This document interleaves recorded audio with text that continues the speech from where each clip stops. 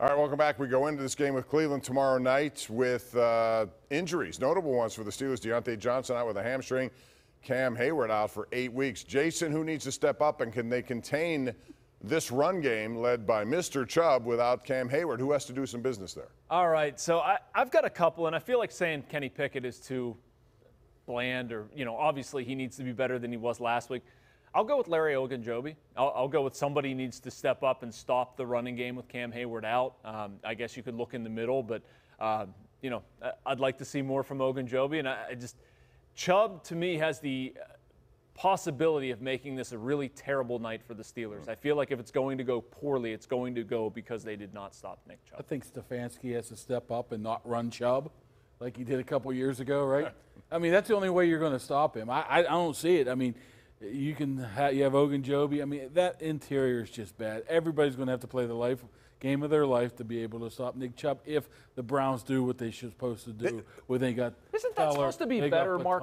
It's better, but Cam Hayward's the only guy that has some power behind that push, and who has the will and the desire to be able to stop the run. A couple weeks ago, there was a conversation about them being better up the middle. Benton's going to have to play well. Ogunjobi's going to have to play well. The inside guys have to play well, and Stefanski's going to have to decide not to run Chubb. This is an easy one for me. Mike Tomlin has to step up. Okay, these are the games he's supposed to win. What does he do? Oh, the first game. He played him in the preseason. They're going to be shot out of a cannon. He's so smart. They spar, so they're ready to box. Terrible. Okay? Monday Night Football. It's a Monday night home game. He loves these spots. And he's good at it. He's great at it. All eyes are on us. So can we have a defensive game plan that works? You don't get abused. You don't get laughed at, where guys are running wide open, where your team scores a touchdown in the 2-minute drill, and 2 plays into the second half, you give up a long touchdown, and your defensive backs are getting thrown around like Mark's kids. I mean, come on. Embarrassing. You're supposed to be a better coach than Kevin Stefanski. Period. Full stop. End of story. It's a home game for your team. I don't want to hear about injuries. You should beat that team. Come up with a better game plan. It's always the next man up, too. So you want the standard is the standard. So you want my kids to clog up the middle? Well, they clog a lot. But Bob, isn't it seriously ridiculous that the last 2 years, one injury has messed up their defense? 2 years ago was Tyson Alualu, and last year it was a half season. I know he's Watt, but still, you have all pro guys out there too. Can Deshaun Watson beat the Steelers if the Steelers shut down Chubb? I don't think so. I don't. They're paying a lot of money. I know they to are. make sure he does I know that. they are. But if the Steelers shut down Nick Chubb, I like their chances. I don't see Deshaun, even with this secondary. I don't. Who's going to have a better game, Pickett or Watson? I think Pickett. I really do. Well, then they're going to win. I'm very much in the camp, Andrew, of the last week being a write-off for Kenny. I don't see that as being consistent. If Cooper doesn't play, their weapons aren't very vast on Cleveland other than Chubb, really. I guess Njoku, but he killed the Steelers last year in that Thursday in night the middle of the field. And if I were them, I'd go after it again. Unless Watson somehow is be able to scramble and get some yards that way and pick up some important third downs, yeah, maybe. But to me, it starts and ends with Nick Chubb. All right, Andrew, I want to ask you about Joey Porter Jr., and specifically, let's start with Broderick Jones. Because if Chuks Okorafor can't play, and he's concussion, I'm not sure what his status is. If he can't, Jones apparently is going there. He didn't do that at all in training camp. It was Moore who moved there.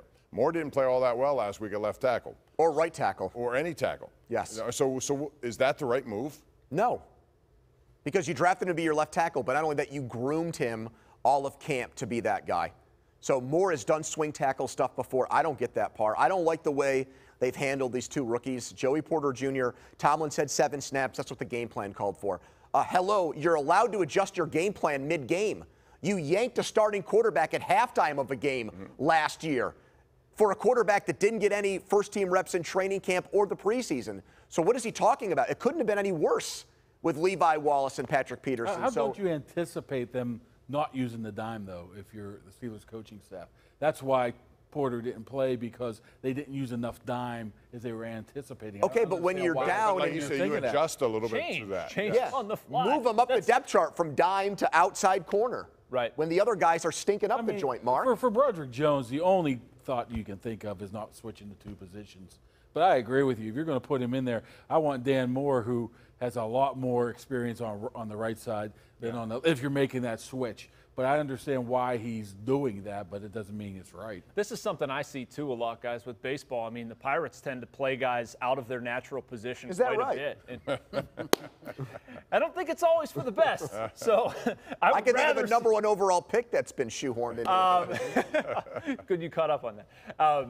I would rather see Broderick Jones play his natural position. Dan Moore too. I don't see the point in flipping to the other side. The Porter stuff to me is a little bit different. I don't understand why you don't anticipate more dime and then at that point. Bob, another star of this game has got to be Pickens. I mean, after what happened last week, hamstring himself, and now Johnson is out. Right. It makes no sense to me. Well, he has to get thrown the ball too. That's what I mean. So that comes from the way you game plan and also telling your quarterback to let it rip. If you're going to tell me all year that he's open when he's covered and that he makes these amazing plays, actually throw him the ball. Allen Robinson got more targets than George Pickens last week. Ridiculous. I think you're past that point. I think Pickett does what he wants now. I think if he's going to open Why it up, doesn't he want to he's throw gonna it to open George Pickens, Mark? No. Maybe he's not open. I don't know. He's always open. I didn't study it that much. He's always open if you believe he comes down with those jump balls. That's how he likes to look I at think it. Freiermuth, I'd like to see him do something Yeah, too. another He had one catch. We got to take a break here. When we come back, we're going to talk about the other quarterback in town who did not have a good day at the office. That would be Phil Jurkovec. And Pat Narduzzi, what's he going to do about it this week? We'll talk about it next on the #1 Cochran Sports Showdown.